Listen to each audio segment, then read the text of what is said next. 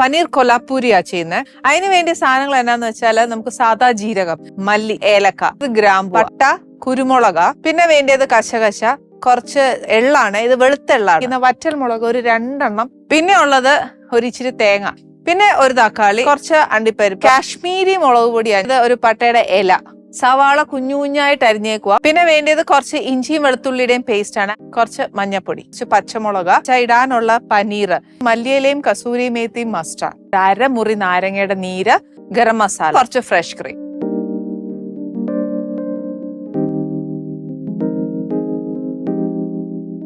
തേങ്ങ ഒന്ന് ബ്രൗൺ ആവണം. അതിന്റെ കൂട്ടത്തില് നമ്മൾ ചേർത്തേക്കുന്ന സ്പൈസസും ഒന്ന് ചൂടാവുക. തക്കാളിയും അണ്ടിപ്പരിപ്പും മുളക് പൊടിയും കൂടെ ഒന്ന് അരച്ച് പേസ്റ്റ് ആക്കി വെക്കാം. ഇനി എന്നാ ചെയ്യേണ്ടതെന്ന് വെച്ചാൽ നമുക്കൊരു കാര്യം കൂടെ ചേർക്കാനുണ്ട്. കശകശ, നമ്മുടെ വെളുത്ത എള്ളില്ലേ, 1 ടീസ്പൂണ്. നമ്മൾ ഏത് വെജിറ്റബിൾ ഓയിലാണ് ഉപയോഗിക്കുന്നതെന്ന് വെച്ചാൽ അത് ഉപയോഗിച്ചാൽ മതി. കുറച്ച് ജീരകം, സവാള ഇടുക. അന്നേരം നമുക്ക് ഇച്ചിരി ഉപ്പിടാം. ഓക്കെ, ഈ സമയത്ത് നമ്മൾ അരച്ചു വെച്ചിരിക്കുന്ന 2 ഗ്രേവിയും ഞാൻ ഇതിനകത്തോട്ട് ചേർക്കാൻ പോവാണേ.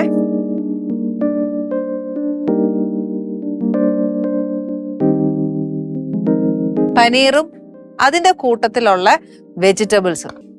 പുളിപ്പ് വേണമെന്നുണ്ടെങ്കിൽ നാരങ്ങ നീര് ഒരു 1/2 മുറി, കുറച്ച് കസൂരി മേത്തി, കുറച്ച് ഫ്രഷ് ക്രീം. അതിന്റെ ഒരു മസാലയുടെ ഫ്ലേവർ ഒന്ന് മുമ്പ് നിൽക്കണം. Ali's Kitchen. Let's cook with love.